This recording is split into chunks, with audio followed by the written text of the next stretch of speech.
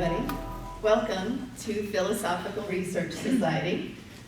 Tonight, we are aliens on Tongvaland.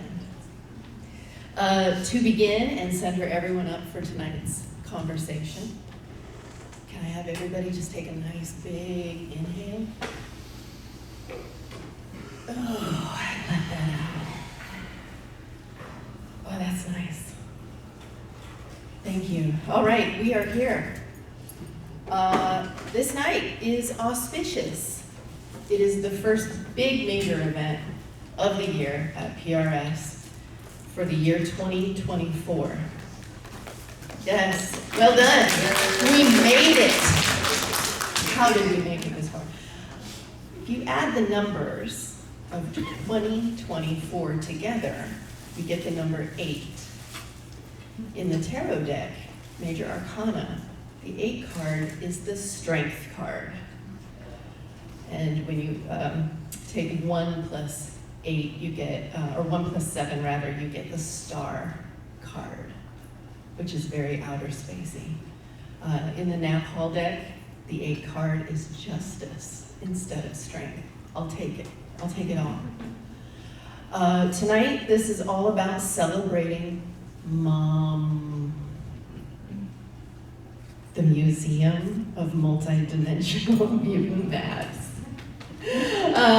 Thank you, Edgar Fabián Frías. This will be showing in the Hansel Art Gallery. For those of you who haven't seen it, it's on the other side of the bookstore. You're going to go through another parking lot to get it. It's its own standalone building, and it oddly looks a lot like my outfit tonight. I want to give special thanks to LACE, the Los Angeles Contemporary Exhibitions Group. They gave us some help in the visual technology department. I want to say thank you so much. We love you. Thank you. Why am I doing this on my glasses? So tonight's show is split into 3 parts. Edgar's work has 3 different maps, and they are labeled Origins, Animacy, and Emergence. And I thought, ooh, I love that the hashtag is Mom, because the definition of origins is to be a point or place where something begins, arises, or is derived. Emergence is to come forth into view from concealment or obscurity. But animacy, I had to help myself figure that one out. That is not on dictionary.com.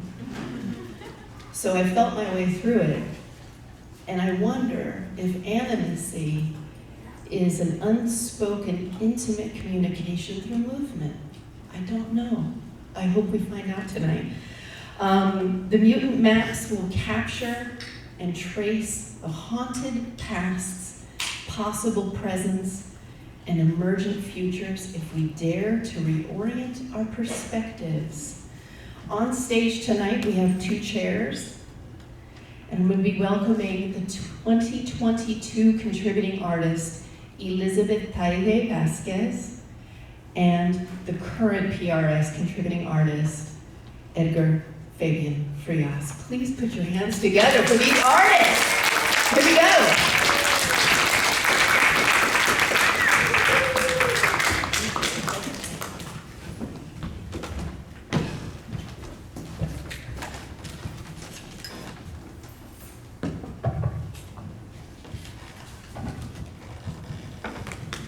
Thank you for being here, everyone. And thank you, Edgar, for including me in this. Yeah, thank you so much for being a part of this. Hello, everyone. So grateful for all of you to be here tonight.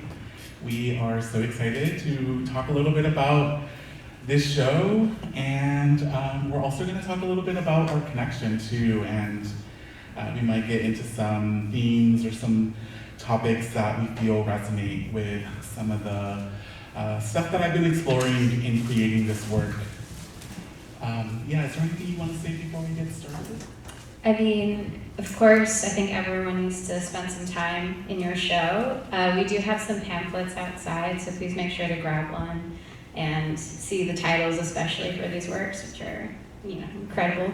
But yeah, I think afterwards we'd like to do a Q&A, so maybe don't be shy, think of anything you want to ask us this evening, and we look forward to chatting with you more. Take it away.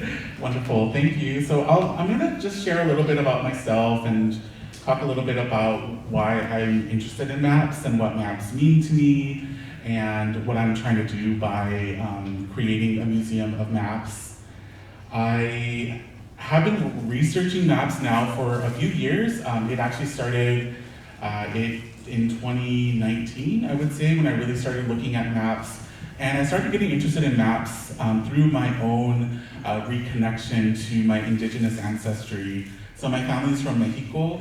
I'm Wixárika, and the Wixárika are a community that exists all over the world, but they are primarily living in Jalisco, Oaxaca, and Zacatecas in Mexico. And the Wixárika have a really beautiful technology that we'll be talking about in a second called Nierika. And Nierika serve many purposes and functions, but one of them is being a map. And so that's really what made me start to think about maps and the purpose of maps. And I was at UC Berkeley really researching a lot of this and thinking about how maps have been used historically, at least in recent history, to really help further empire and further imperialism. And this is actually a map here of Great Britain's colonies. And so maps have a very complicated history. They have been used for surveillance, for acquisition, that's another word for theft. They've also been used to surveil, to create land, to create laws, and borders, to separate, and to also stake claim, right? And they have been used to also create ideas of what nationhood is, personhood is, identity, and space. And so that's really something I've been thinking a lot about with the rise of AI. And knowing that AI is using maps or using hierarchical structures to create meaning. And in thinking about AI, because I'm an artist who's been playing a lot with AI, these are a couple of images that I've made with AI. The one on the left is one of myself as like a galactic creature, in multiplying galactic creature, and then on the right is a blue deer. And for the Wixárika, the blue deer is a sacred ancestor that is a liminal being that travels across dimensions and connects the humans to the divine.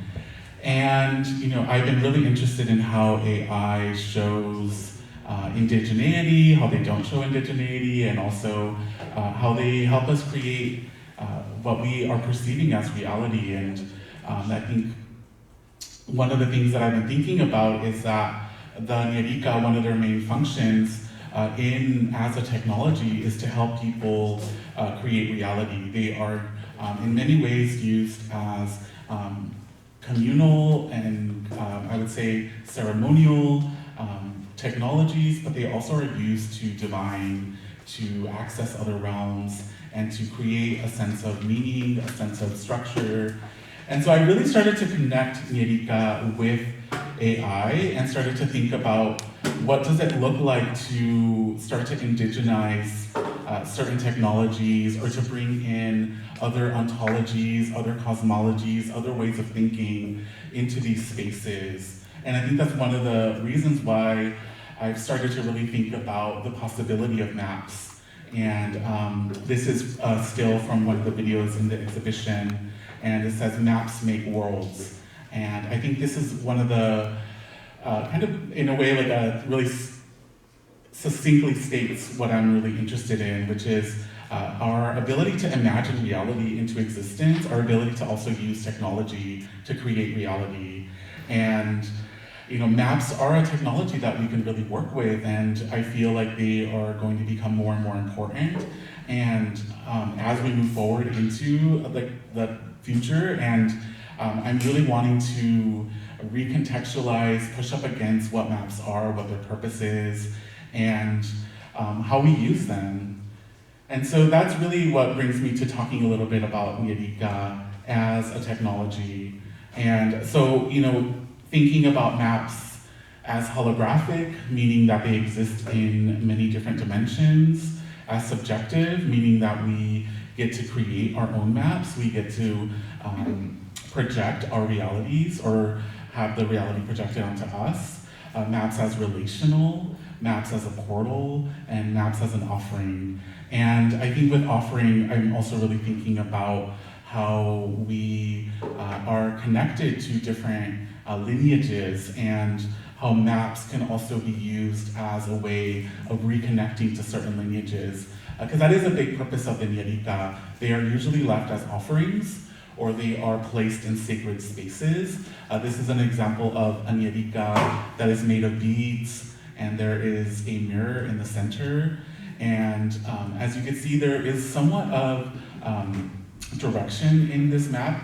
There are certain places. And in the center, I like to think of the center as the space where spirit resides or where the void is. And I find it really powerful that there's a mirror in that space, because then it really also invites you to think of yourself as spirit, as the void, as the center. And these are multi-purpose. They are used to show a certain sense of reality. And so when I talk about creating a world, I don't only mean the physical reality, it's also speaking of a spiritual reality, ancestral reality, and also an imaginal reality too. So I'll go to the next one. And so this is where Nierika are usually left. They are left as offerings for ancestors.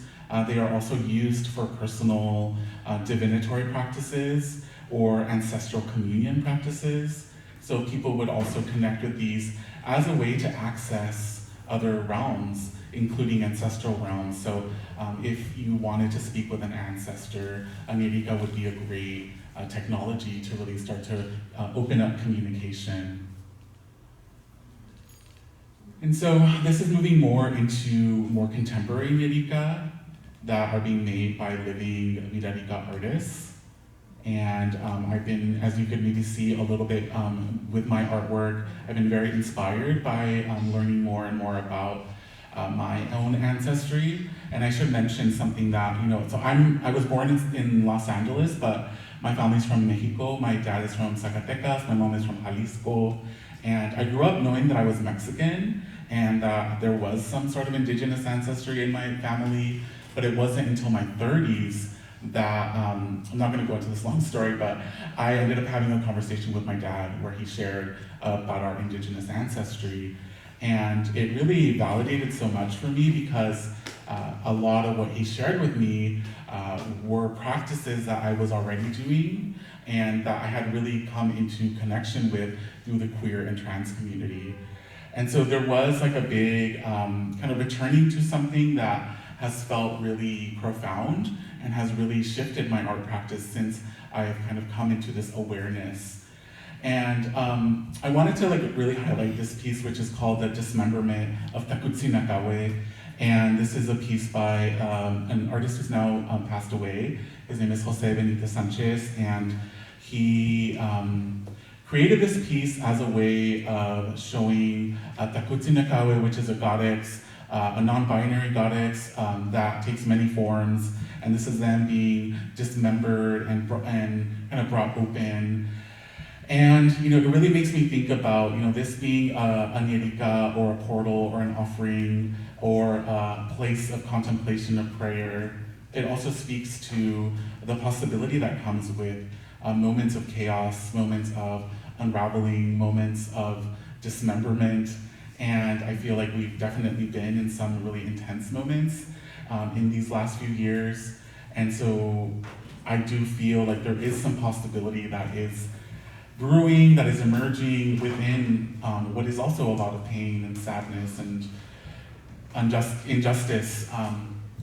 And so I wanted just to highlight the Wixárika Research Center because they've been really helpful in the work that I've been doing. I first heard about them through Diana Negrin, and she actually owns this piece. Her father worked a lot with this artist and has a big part of his collection, and she now runs the Wixárika Research Center. And so just wanting to highlight them because they are a US and Mexico-based organization that really is trying to amplify and preserve Wixárika culture. And I've just been really grateful to them for their research and for the work that they're doing in preserving this culture that is a global culture. And so I think this kind of starts to move into my excitement about thinking about what would it look like to create a space that is centering maps as an indigenous technology, as a divinatory technology, as a portal, and also as something that is maybe a little slippery or pushes up against certain categorizations. And I think that's something that I really like doing a lot in my art, is kind of pushing up against certain boundaries.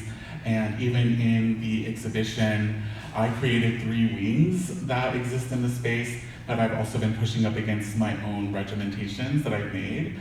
And so there is this like playfulness that I'm trying to play with this idea of like needing regimentation or needing to label or to create containers, but then what happens when we push against them or we play with them.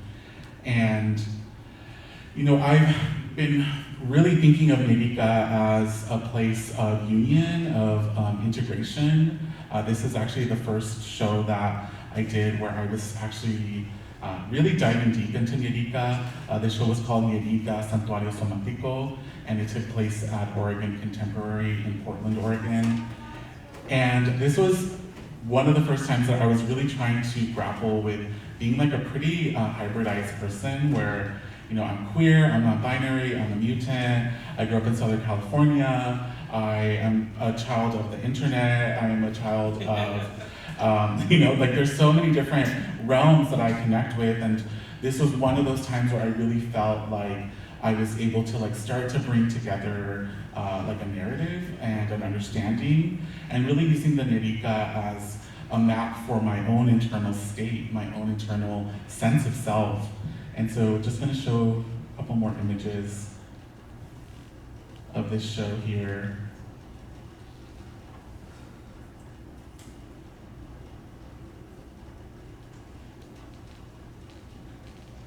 And I think this was also when I was first starting to really get excited by abstraction.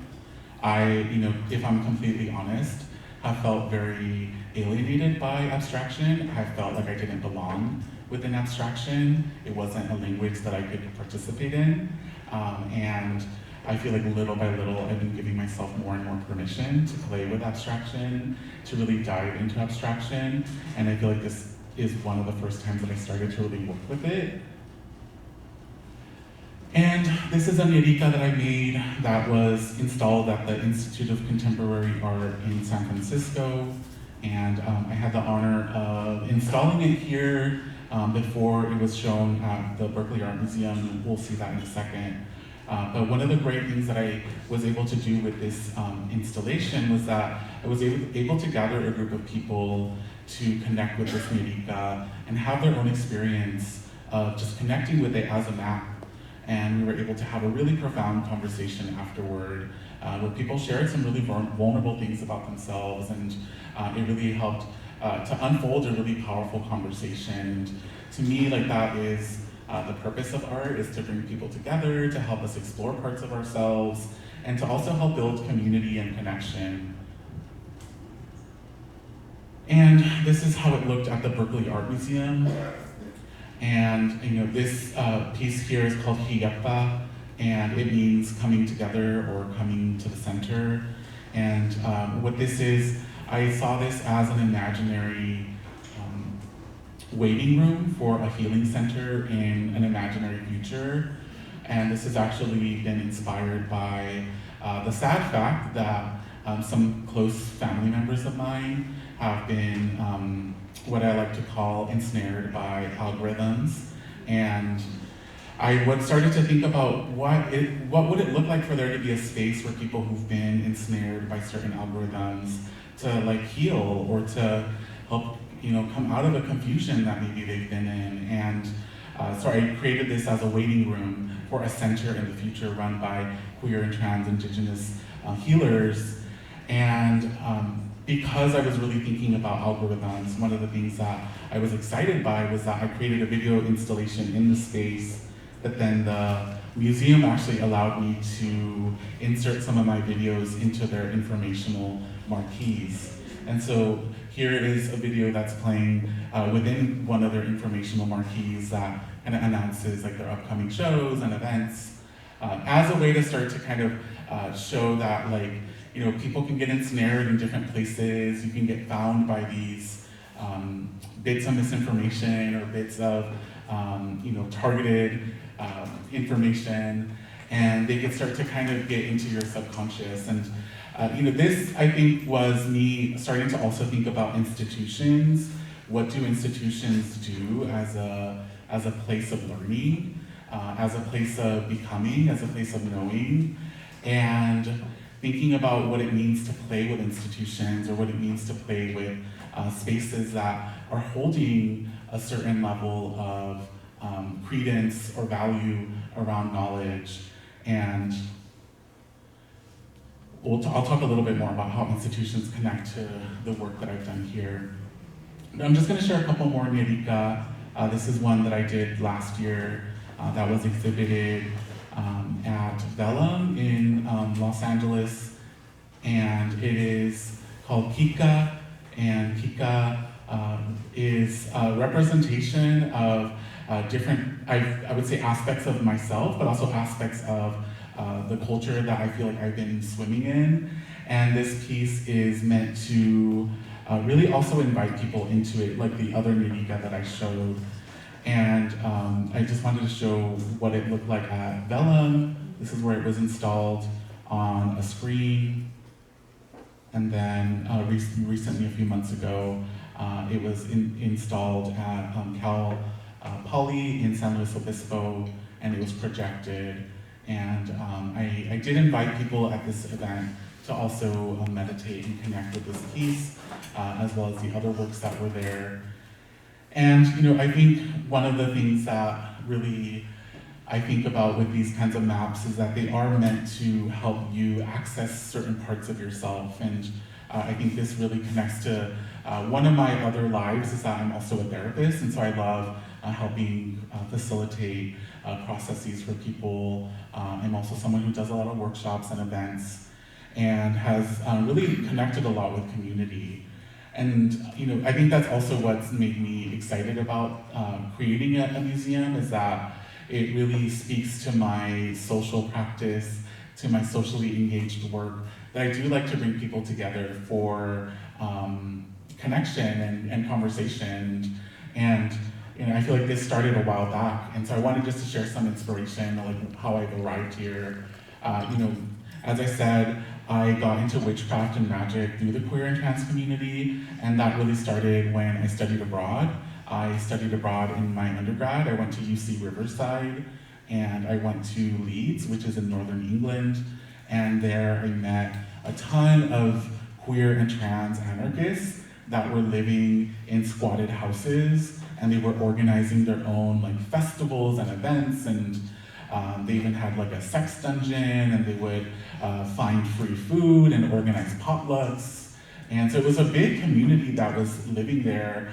And for me, as someone who grew up in Southern California, that felt so different because so much of my life here was revolved around money and resources, and to squat here is not even like a thought that I would have here in Southern California. And so it was really profound for me to see people living in this way. And I've also included this flyer from the Riot Girl movement too, because they've also been a big influence for me too. The punk scene, the underground scene, it's been a huge influence. This is also a space that I talked a little bit about. I was installing this show, the Museum of Dress and Technology, which is here in Los Angeles. This idea of a museum as an artwork, a museum as also something to question or push up against the notion of museums. And so I'm going to just share a couple of works that I feel like resonate with my desire to reclaim space, or that was inspired by this time that I had in England. When I was living in Portland, Oregon, I created a queer and music and arts festival with a group of people. It ran for 5 years, actually a little longer, but it was 5 years was the main portion of the festival. It started in 2010, and it was completely funded by people donating. We had no budget. And so this was the first festival here that happened in 2010. It was in a laundromat, and it was like an abandoned warehouse that became a laundromat. And this was like in the in-between time where they didn't really have the laundromat in there yet. And so they allowed us to use this space. And this was in another warehouse space. This was in 2015. And so this was really, a profound time for me, because it really helped me come to understand that as queer and trans people, we could create our own spaces, that we didn't have to wait for institutional validation, that we could be our own institutions, that we could validate ourselves. And that was such a big, profound moment for many of us who have participated in these events. And something that happened that was really big was that people from other states started to also do their own Not Enough festivals as well. So there was a Not Enough festival in Edmonton, one in New Orleans, and another one in Calgary. And in Oakland, there's a festival called The Universe is Lit that was also inspired by people who had come to the Not Enough festival. So seeing how a group of people like reclaiming power or claiming a certain space for themselves can inspire others to do so as well. And so I just wanted to show a short video here that is the last Not Enough event that I've helped organize with my partner Thaddeus. This was in Tulsa, Oklahoma. I was doing an artist residency, and we did an LGBTQIA+ music and arts festival there. And so I'll just share a short clip of it.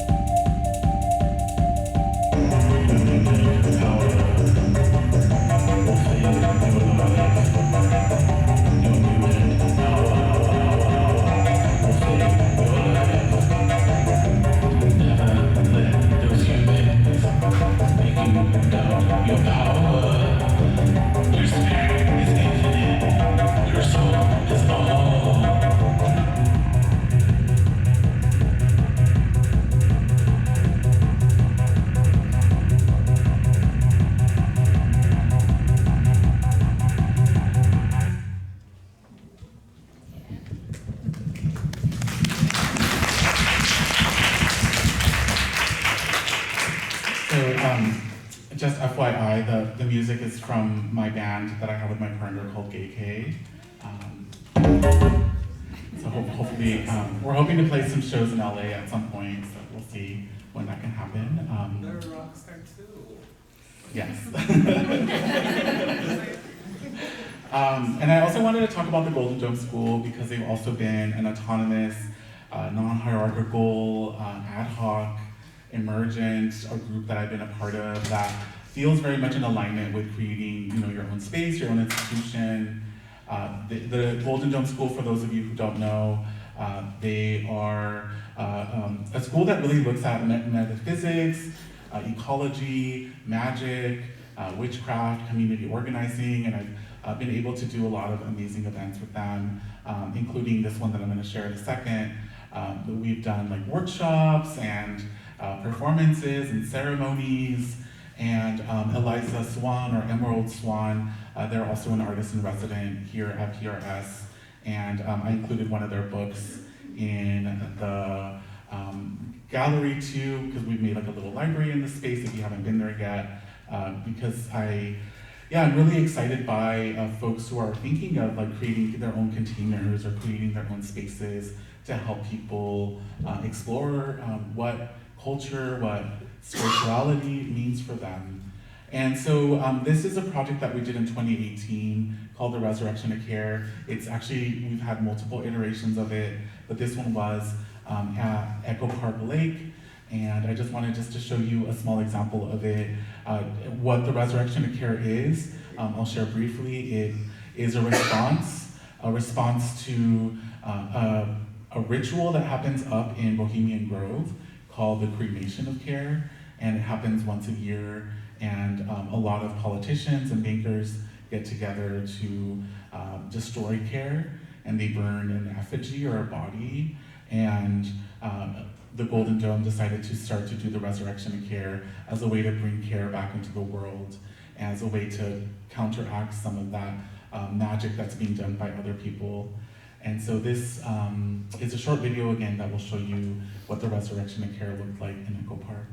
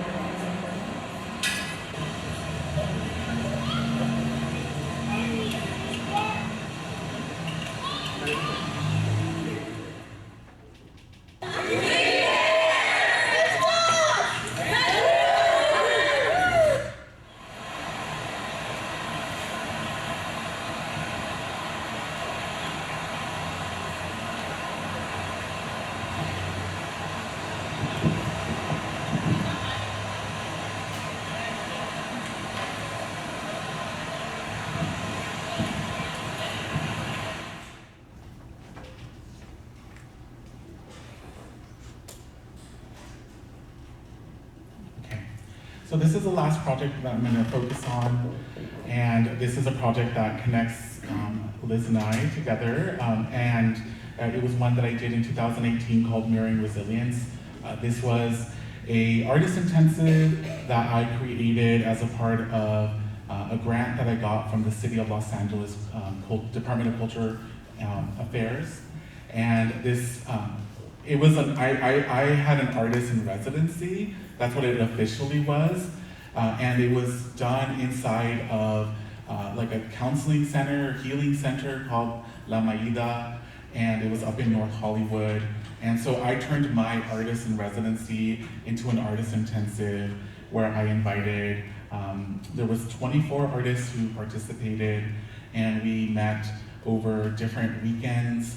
We met on Sundays, and we'd have like day-long events, and I invited different healers and witches, people who have different magical practices, to come in and share about their work. And at the end of our time together, we ended up creating an exhibition as a group together. And so I'll just show a couple of images here.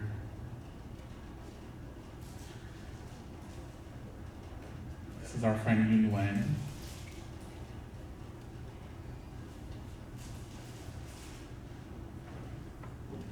So these are images from the time that we met in the Artist Intensive. So I think this was a tea ceremony that we had with the artist A1O. She also had us working with different flower essences too.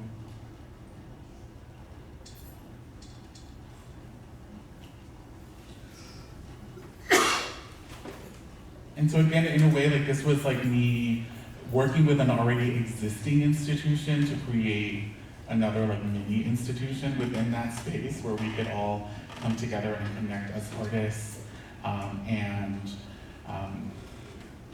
create something together as a group.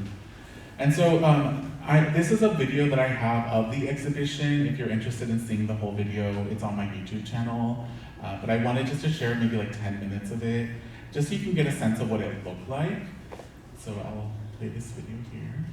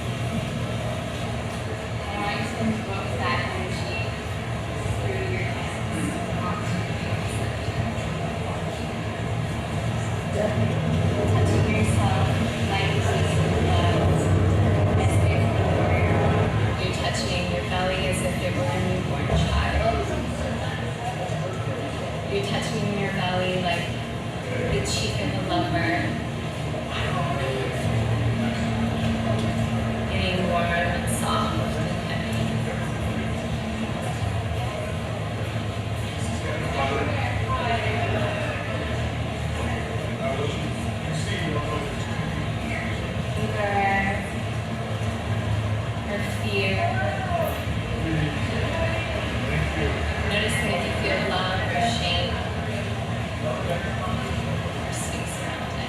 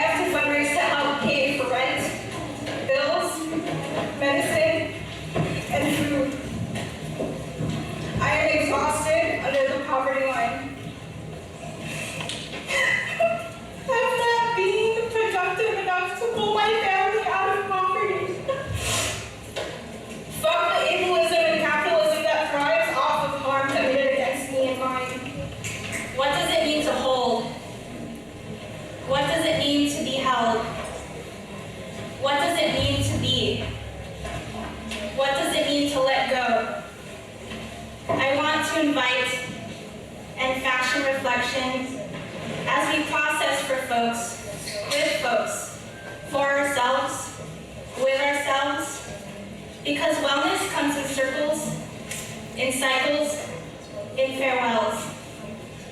All in the physical, emotional, mental, social sense. Being burnt out after a day, burnt out after a movement, burnt out because retreat and rest can all look familiar. You know that meme that says, behind one woke man is 100 women? Well, behind one conscious white woman is about 1 million femmes of color. Stop appropriating our cultures and traditions. How about step back a little bit? How many times do we have to tell you, no? Stop tokenizing us, fetishizing us, romanticizing us. I can feel it every time you look at me or don't look at me. While you think you're healing your trauma, you're actually causing violence against us. Your liberal politics is also your spiritual bypassing. Your ignorance to see how much you take up space and how you still benefit from ableist capitalist white supremacy is your shadow. Tell me that my so-called negative reaction against state systemic violence is your victim blaming. You will always be complicit until you prove me otherwise. This is a safe space, but for whom I ask. Yeah.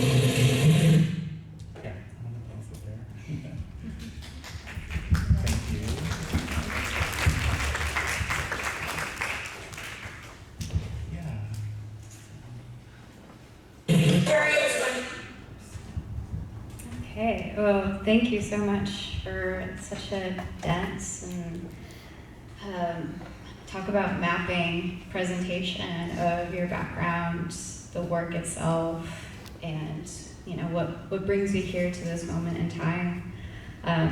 As Edgar shared, I was one of the participants in the Mirroring Resilience residency, and that for me was the first time that I was ever really in an environment like that.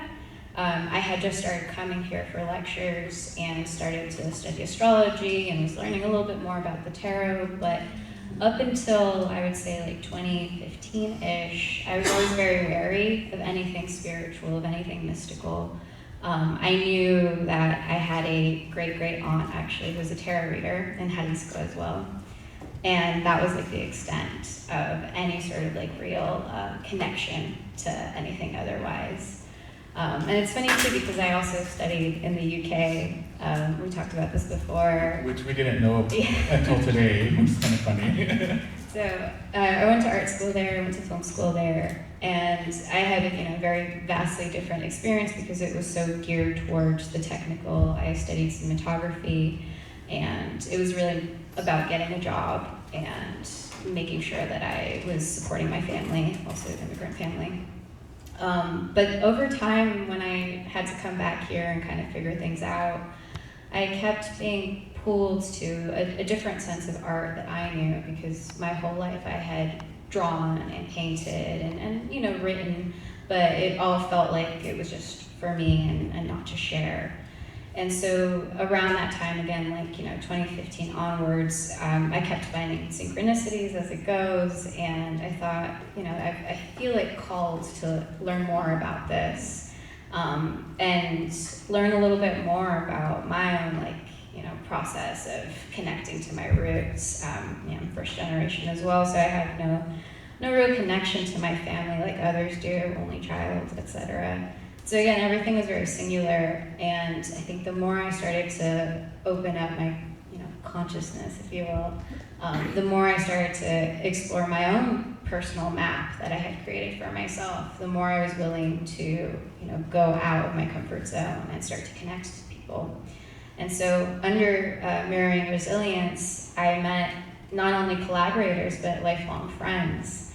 And so at the end of the residency, my dear friend Amelia Turner and I put together this video piece, which you can find on my website, etvasquez.com. And so we did this piece up in the Santa Susana Pass, which is where I'm from in the valley. And everyone in it was also part of Mirroring Resilience. So again, made dear friends, collaborated on this video piece, and then Amelia did a live score for that exhibition. And it was really about embodying the liminal and embodying what I love is analog technologies too, because there's so much ghostliness to it, right? Or even just the effect of ghosting that us who grew up in the 90s, right, we were very familiar with seeing the in-between channels, or even just seeing with lower quality TVs, which is part of your exhibition as well. There's always a sort of lingering image that remains. And so also being in a place that's so inherently indigenous, but also so much of that being erased and still being felt was the point of this. And so part of the sort of workshops we did and the discussions we had really all again kept coming to what is it that I'm literally on top of, that I live on, the map that was before it was a map, the land. So that was just an exploration, and from then on it really lit my fire to work with more people and to consider myself an artist. So I really owe so much to that time period and to you and putting together that and inviting me. So again, this is just the video work that was the outcome of that, and it's about a 20-minute film, and it's eerie. That's kind of my jam. And I also loved incorporating a lot of the artists themselves, their work. So at the bottom you can see Aida's mask that she made for it, and then there's all kinds of dance that was choreographed by the artists themselves. So it was really ultimately a great showcase outside of the video piece. But so we can move on to the next slide. So going back to my own personal journey, I started coming here and coming to lectures and felt that I was definitely one of the few queer femme people of color. And Yunuen, actually, our mutual friend, started coming here with me, and we made it our mission, our personal mission, to make this our space. And so when we go back to talking about reclaiming institutions, especially reclaiming spaces that have been around for such a long time, it was really kind of started with this auditorium and expanded into the fact that this gallery space was opening up. And so we actually had a gallery show, or a salon, we called it, called Wellborn, with Candace Williams, and we invited different performance artists and video artists, and that was our first sort of dipping of the toe into what the space could be. So fast forward many years, I was awarded Artist in Residence, and this was my first solo show here called Mano de Dios. And it was really just the opportunity to showcase, again, all the things that I had been sort of fermenting on my own. And so the show itself contained about 60 pieces, and so it was really intense. And this was really the first thing that I'd done after the pandemic, etc. And everyone was really excited about the show itself, so that was also an opportunity to recommend more artists, and that again is why Edgar is here today, of reaching out and being like, I think you need to be in this space. But so a lot of my work is very much monochromatic, or it's very black and white, very grayscale. And for me, the reason is, I love the idea of the trickster entity, and I always loved Beetlejuice growing up. I was constantly trying to conjure them up, because I wanted a friend. And I think my work very much tries to capture that sort of like trickster element. And so when I think about the trickster, I think about the black and white, and obviously it's very much common in a lot of like native indigenous stories. And so the show, I made sure that it was, black, white, and red, and also just sort of like the bursting of that to me felt very violent, almost like you can see the bloody hand coming out of the wall of, something like emerging out of a world that has been sort of unraveling and tying itself up at the same time, and sort of chaotic mess. Of punching through to that, to me felt very violent and bloody and gory, which is something else that I really enjoy seekingly trying to capture. And so the work itself is very bloody, or the show itself is very bloody as well, but I always try to see it from a sense of humor. So if you go to the next slide, these are most of my work is drawings, and so I work with graphite and pen and ink, and it's all about the sort of meticulous line work that takes me ages to do and really fucking hurts my hand. But at the end of the day, it's also the process itself has become my form of meditation, and a lot of this is, you can see on the piece over on the right side, a lot of it starts off as continuous line work. And when I do that, I think about a world that is being created by a single line, by one mechanism. And so one of the things that always really attracted me to your work, Edgar, was that discussion around worlds, both world building, reality creating, and also the mutation of things, of how something can so quickly become almost the bizarro version of what it was meant to be. And so for me, when I make work, and I'm sure it's this for a lot of people, right? It's you have in your idea what something is going to be, but very rarely does it actually become that. And so I find with drawing, to me, it's the easiest thing is to allow it to just happen, and to see the mistakes that happen. And then sometimes I hear words too when I'm working. And so a lot of my work will have phrases and letterings that eventually turn into a word or something. And one of the other things too that I was always attracted to of your work was the inclusion of language and the playing around with words, with verbiage, with being able to use something in a slightly off context, and that also kind of replicating memes and meme culture, which is, I think, really dominated a lot of the art world, and going back to the sort of algorithmic enraptures, how words or images get stuck in our heads and then kind of end up coming out in a way that we weren't quite expecting, or we weren't quite ready to see. And so for me, words and image has always been very present, because again, I have background in cinematography and filmmaking, and then also in writing, and to me it's also impossible to separate the two. So when we see a lot of digital artwork, it's easy to kind of see it being so focused on just a pure image, but I think also the meme culture being a part of it, it's funny to see how there's an interruption of perception. So this is some of my work. I think we can go on to the next slide. And so again, another person that really became a lifelong friend and collaborator was Yunwen Ri, who has done several workshops here. Actually, they teach Bagua and continue to teach Bagua, but also are an amazing performance artist and writer and thinker. just a little bit of everything. And so Yunwen approached me to help them with this sort of kind of ongoing project in a way of transmuting this artifact that they ended up inheriting from their stepfather, which was actually a Nazi knife. And so you can't quite see it, but there's like a swastika in the middle. And so Yunwen themselves is indigenous of, both Mexico and Korea.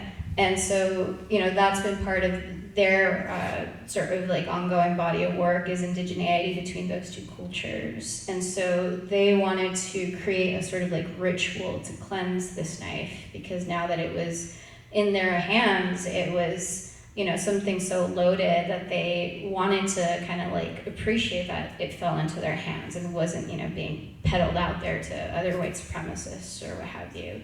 And so we did this video piece, which again you can find on both our websites, where at the time, this is 2019, it was so prescient, the images of seeing quote unquote kids in cages, and just seeing the border crisis, which of course wasn't anything new to any of us who are actually part of the diaspora, but also just seeing how the rhetoric and again the images were so explicit. Kind of like, what we're seeing today, obviously with Palestine, it was just like the ongoing trauma. And so that was also part of like what we wanted to conjure, was the fact that like these images were so like repetitive, seeing obviously like all the footage of Trump, etc., and then seeing, more and more trauma. We wanted to like kind of bring it to a crescendo and then try and do this ultimately carving out of the sickness. And so we did the video piece, and then that played while Yunwen, you can see over on the right side here, did this carving out of different deities. And their mom is also a dental hygienist. So it was kind of going back to the mother in the sense of like literally borrowing her tools to do this sort of incision, to do this like surgical altering. And so this is like like I said, an ongoing performance / like video piece. We're talking about doing like a new one really, to constantly be sort of doing a cleanse in a way, or even just like a sort of exercising of taking out, extracting. And again, so much of that is tied to the land as well, of like exploitation of bodies is inherently contained within exploitation of land. So so that's a video piece that would have never happened if it wasn't for, again, marine resilience. And then I think I have one more example of, I think going back to like our connection, right? So for me, a lot of things have been, again, like down to synchronicities, and a lot of what I have kept seeing and hearing is talk about portals, whether it's, when I was in grad school, right, it was like, you gotta log into your portal.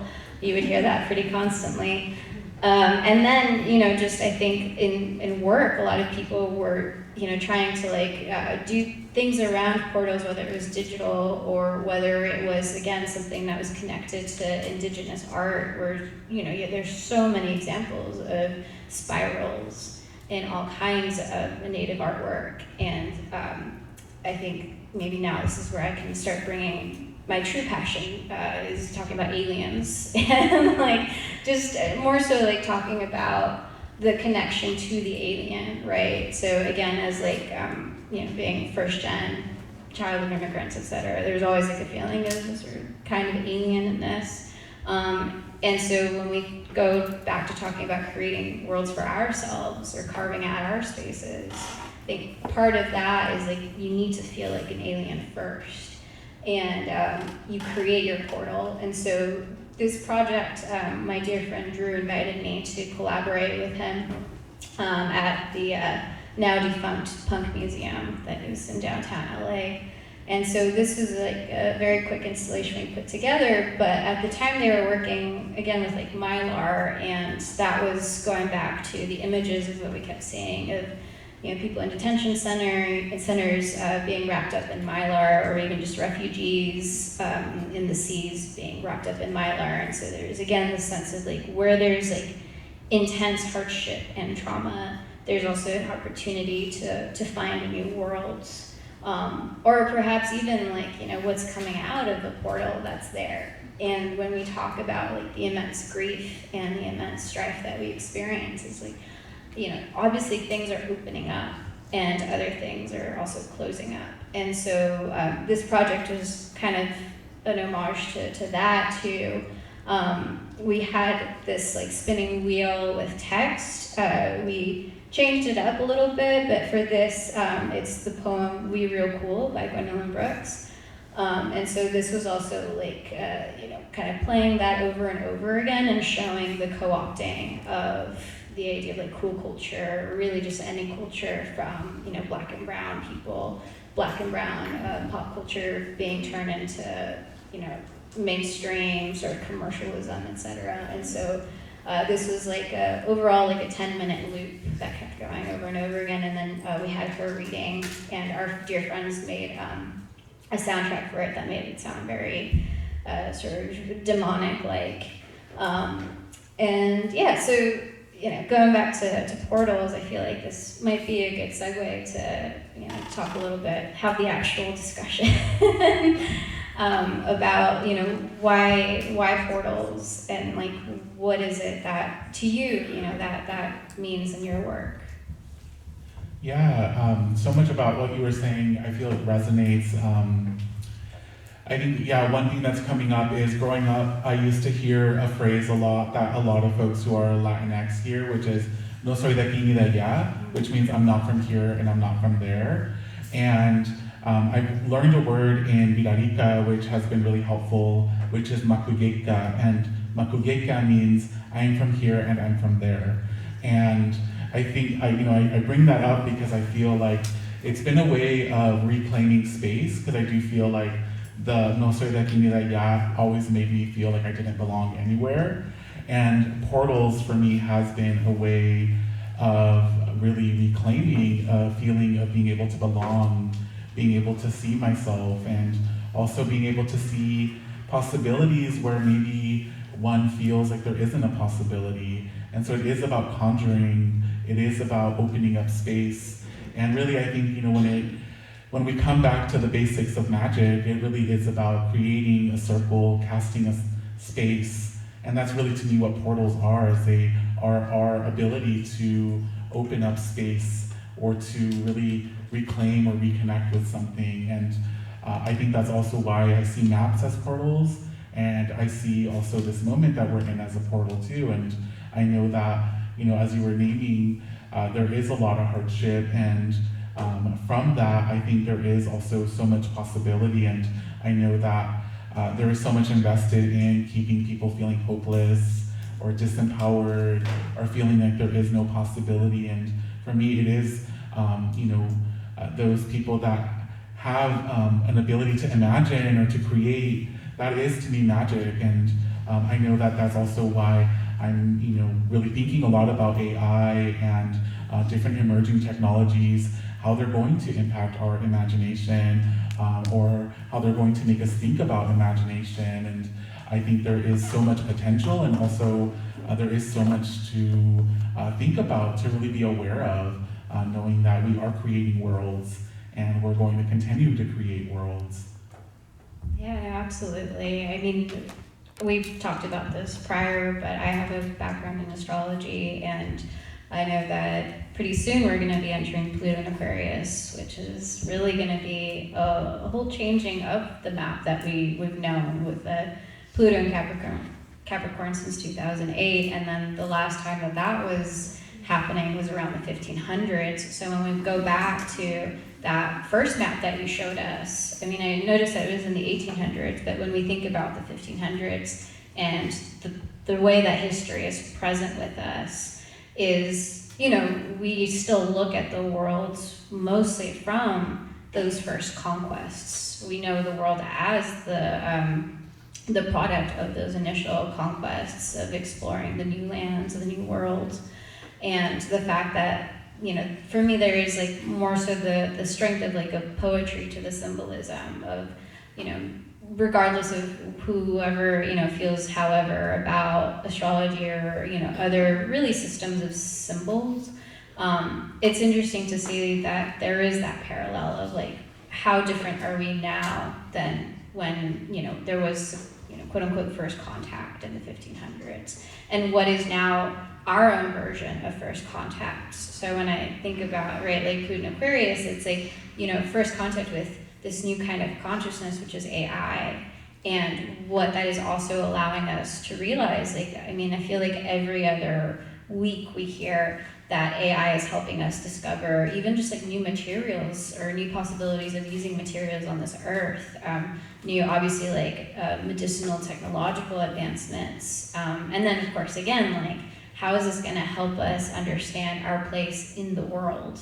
In the universe. So the other interesting thing too is like, when we think about like between the 1500s and the 1800s, like when it was still kind of new looking at the heliocentric way of positioning humanity, and how are we now kind of moving from that too, of like not seeing us as humans or even this earth as really like the center of the galaxy in a sense. And I think a lot of that goes back to like indigenous cosmologies that have always recognized that there's all these kinds of parallel worlds of what right now is being coined like non-human intelligences, right?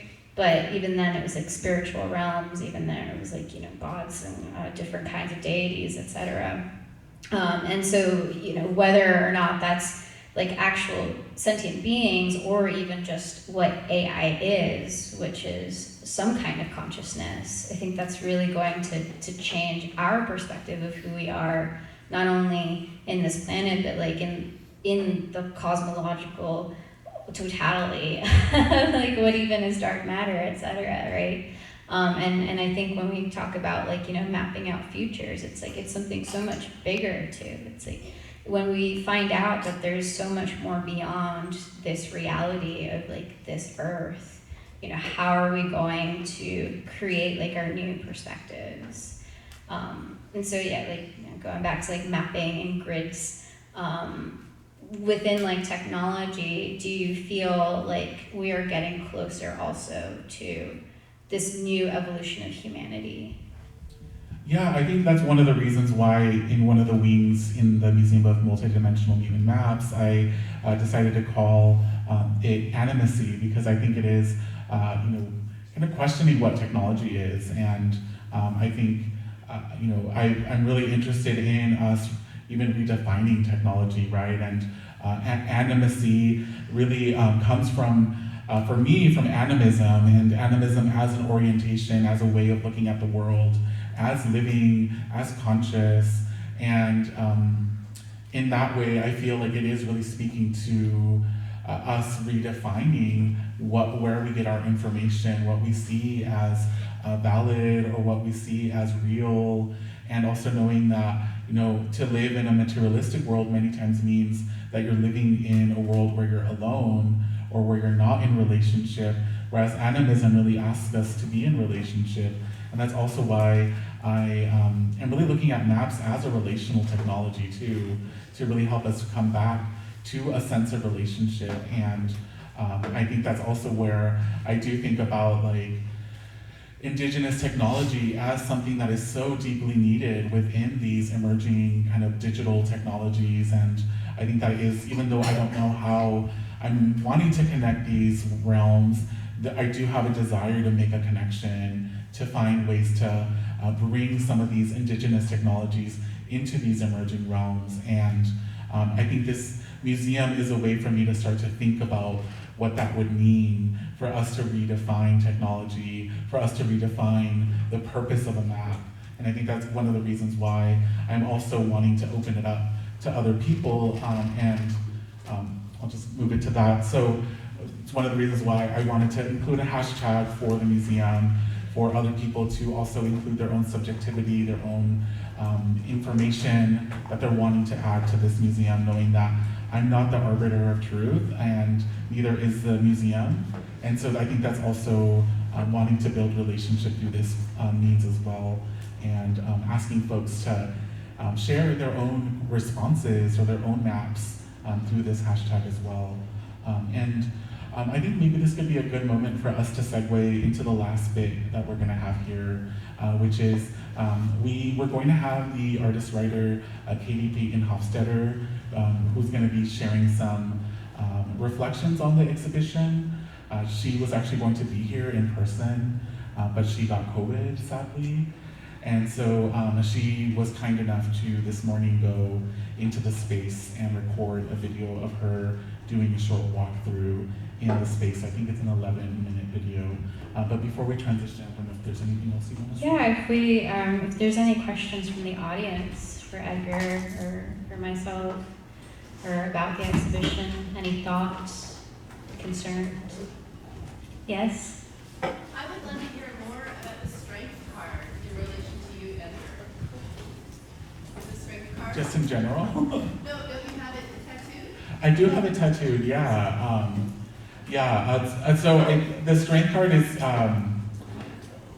this year is the year of the strength card. We're in number 8, right, as you were saying. And so, so the strength card is a deeply personal card for me. And I think, it connects to this idea of maps too, where I was living in Portland, Oregon, and there was a moment in my life where I just really felt like I needed more guidance or more direction. And so, being a witch, I decided to cast a spell on myself. And so I went to the tarot deck and I asked for a card to appear. And the card that appeared was a strength card. And I ended up tattooing it here on my left arm. So it says fuerza, which means strength. And I replaced the lion with an orangutan because it resonated a lot more for me. But I would say that this card is really about me embracing my vulnerable parts of myself, also embracing my playfulness, my desire to be childish, my desire to be to push up against things. I do feel like I've gone to a lot of therapy to really work on the different ways that I've been shamed for just being myself. And so I do feel like the strength card was really the beginning of me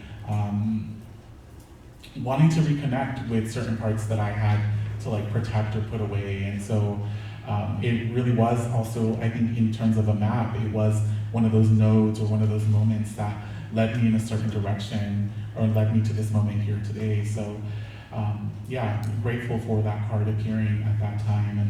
And I know most people probably here know this, but I was in the LA Times also talking about this. If you want to read a little bit more, there's a couple more witches who also talk about the strength card. I think it's still on their website on the front page. Any other questions before we show the video? I have a question. Yes. Hi. How are you? So fun. I was wondering, because you're a wonderful music maker as well, and do you ever listen to your own music while creating these worlds, or do you ever incorporate your music into these worlds? Yes. Yes. I definitely like to listen. I see my songs as spells too, and so there are times where I will reconnect with the spells that I've casted through my music. And I definitely listen to lots of music as I'm making, and I have also incorporated music a lot in my practice. There's even, in the exhibition, there is a song that I've made that is included in the exhibition as well. And so yes, music is so big, and I love connecting with it through my art practice. Thank you. Thank you. Yes, in back. I just have a question about the correlation to the number 8, the 2024 equivalent to this strength card. So just because of my knowledge of the tarot's origins and Jewish mysticism, would that be an accurate translation, considering that the Jewish New Year is 1784 instead of 2024?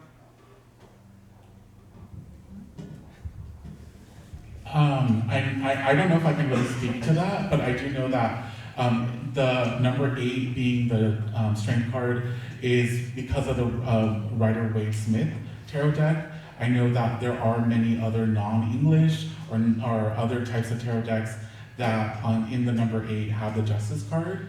And so I do know that depending on your orientation or your history, you might see it differently. So I do know that, yeah, a lot of people see this year as the Justice year too. So I'm not sure if that's what you were meaning, because I don't know if I can really answer the specifics of your question.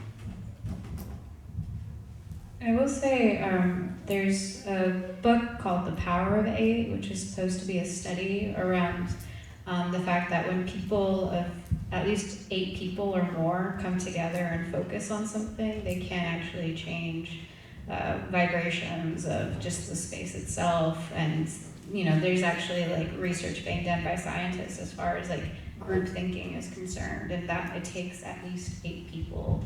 So I mean, I don't think that's related to your question at all, but I do think it's quite interesting when we look at it from that perspective of like strength and justice also being correlated to groups of people. So yeah, I saw that there was one more question out there. Yes. I've been working in AI for last 30 years. So it has got 2 definitions, artificial intelligence and augmented intelligence. And you have been talking about AI quite a bit. Could you explain me the definition that you are using for, because my understanding of AI and what you are talking about not really match up. So maybe I'm not understanding what you are talking.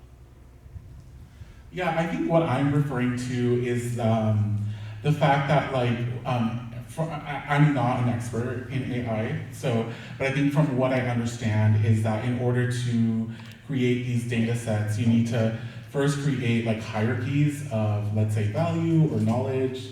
And to me, like, I see that like creation of these different like structures as map making and creating like a map that will explain, like, let's say, like, we're gonna pull from this data set and it's going to mean something. And so to me, I'm seeing AI, I'm really speaking of it being used as a way of creating reality or creating an understanding of what is real or not real. And again, I'm not like an AI expert, so I don't know exactly how it but I think that's what made me start to think about maps and mapping, and that there are people out there who are making these decisions, who are maybe not really fully aware, or maybe they are aware that they're creating reality, that they're creating an understanding of reality, and that, as many technologies become more and more integrated into life, they start to become more innocuous, or people start to really just take them as face value. And we know that with let's just say maps, a map, for example, the first map that I showed, showing that a land belongs to England, for example, that's a certain hierarchy of knowledge, of understanding that has been created, that has a lot of ramifications, right?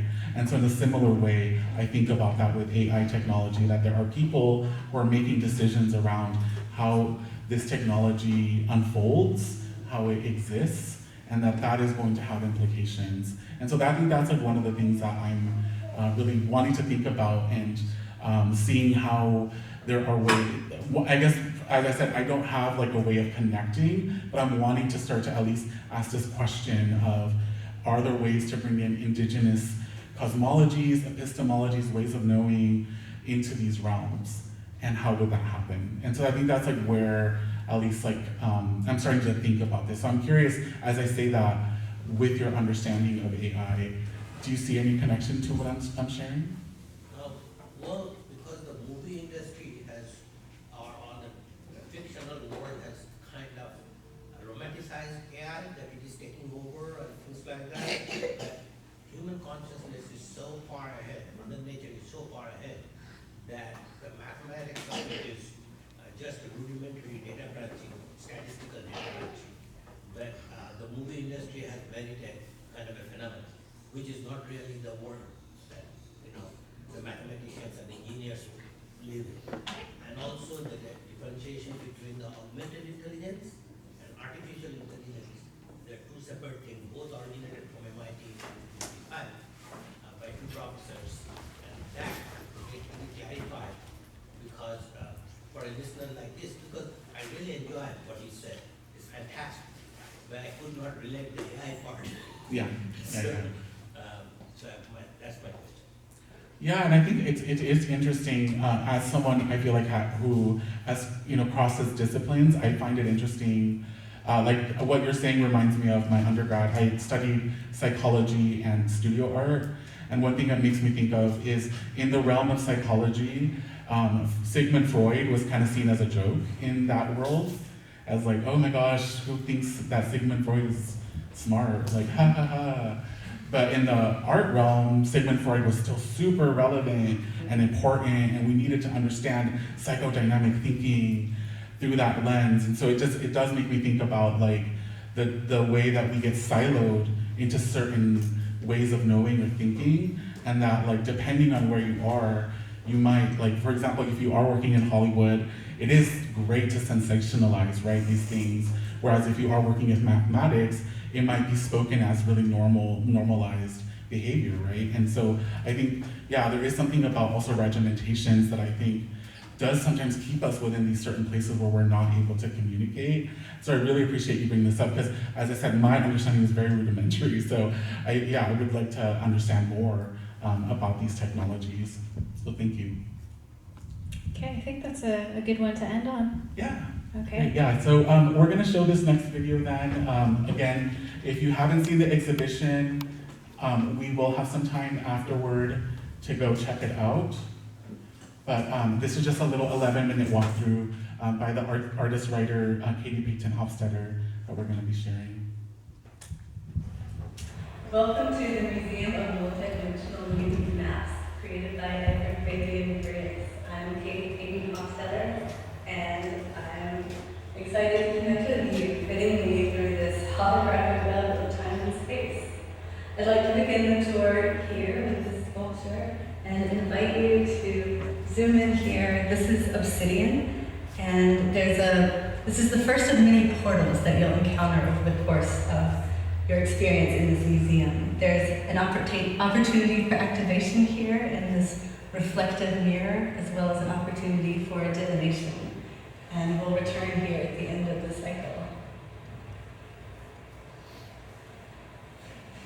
In this museum, you might notice many questions. And as you observe the questions around you, you might notice picking up on something else, picking up on a thread that might provide something of an answer, then another thread and another. It might construct this web of discovery that you might find yourself at the center of, or somehow find yourself locating yourself inside of. And there's this seductive web of questions and slippery answers here. One of the questions that we'll keep coming back to is, where are you? How do you locate yourself? And thinking about different kinds of ways of engaging with that question, how we respond with relationships and paradox and meditation and community and connection. I want to begin in the origins section with this painting, Origins, which is a foundational piece for this experience. It begins very simply. It's two colors. You have squares and this gradient effect, which gives this sense of unfolding space. The simplicity of the piece invites you to rest. But when you focus on a square, on any one center, it begins to subtly shift the ground you're standing on. I have this sense of spaces hidden within spaces, feeling like if I'm still long enough, these new liminal spaces begin to become palpable and to unfold. And this is an experience I want to highlight here because you'll notice this happening throughout, even in works that begin to incorporate more and more elements.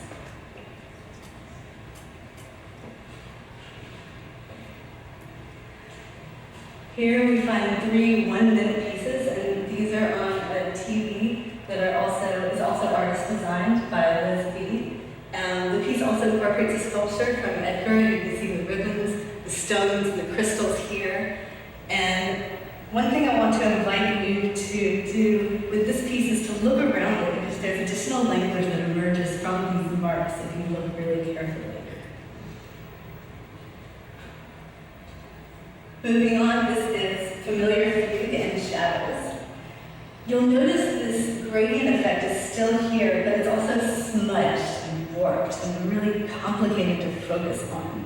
And even the focal points in the foreground seem to shift and become part of the background in moments. And to me, this gestures towards this idea of an archetypal symbol or form, but they're so transformed and mutated that you can't quite put your finger on what it's calling forth.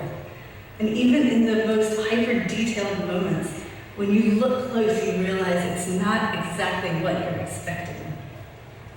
There's this sense of chase here. There's this structure that's laid out for you to grasp, but as you begin to focus, it pulls away, engages you deeper, pulls you into this chase. You find yourself asking, what am I actually looking to define here? Where am I right now? I want to go on a journey up the wall here, through to this transitional piece. And this is the first piece that bridges two wings in this museum, in this case, origins and animism. You'll notice that many liminal spaces have been created inside of this museum. And this piece is a celebration of that web and of transitions to me. Moving up to origins up here in the corner.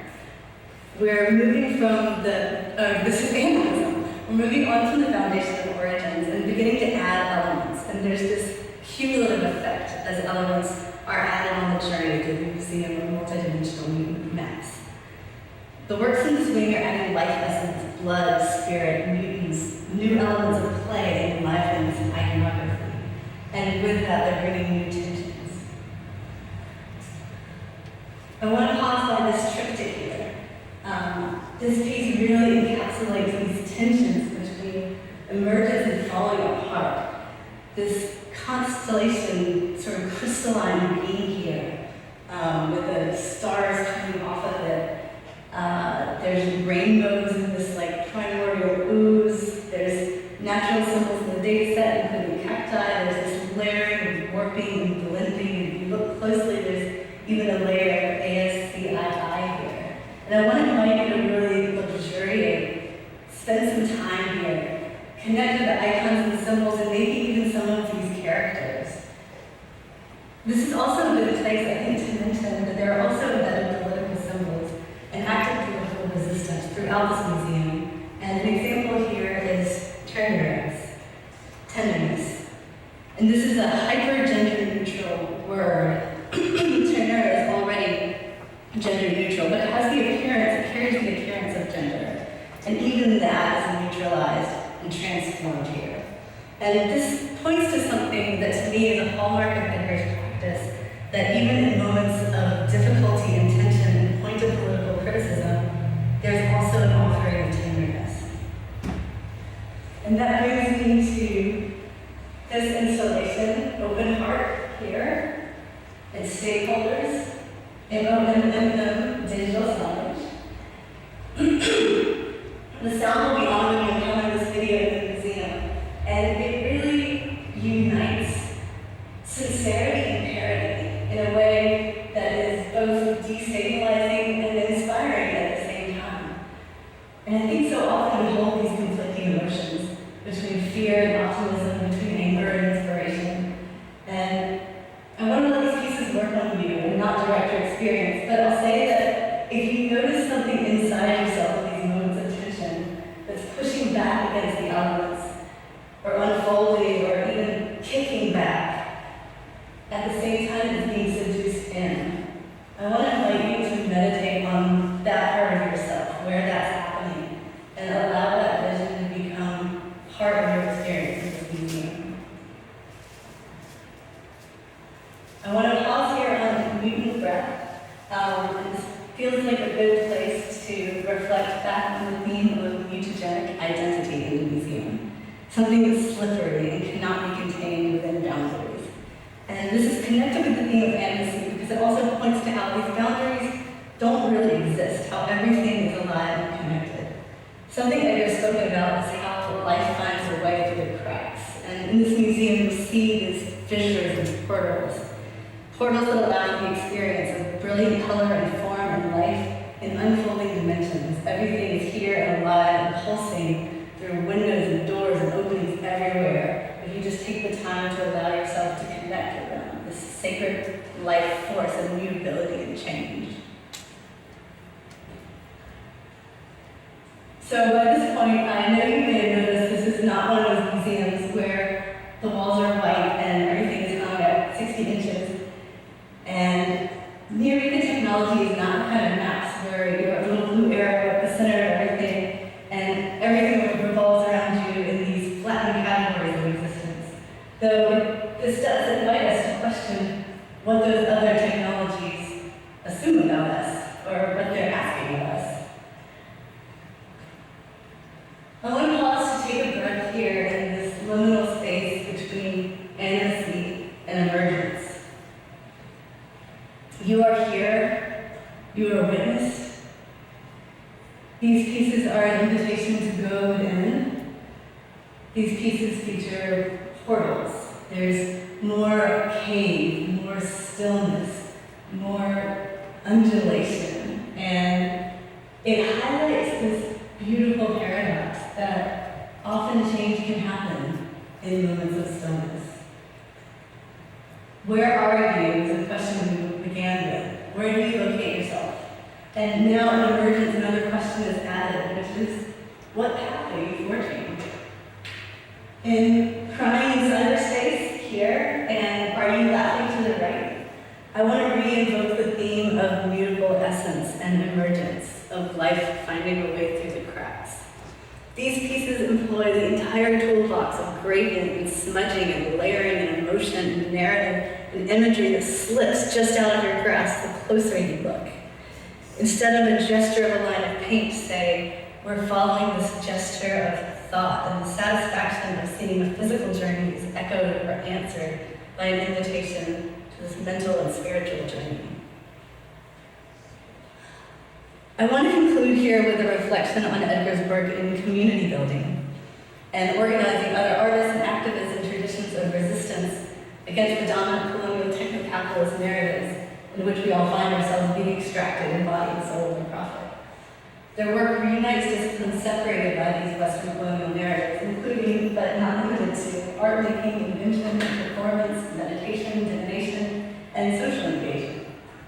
Their practice reminds us that our experience cannot be commodified or datafied, and that we are change. Here, Edgar's created this space for reflection and meditation, where you can think about the web of discovery that has been constructed during your time here at the Museum of Multidimensional Mutant. In a 2020 video piece, Edgar opens by saying, "We will still have each other when the machine collapses." And I want to end this tour by walking out under the eyes of the goddess. Thank you for joining me.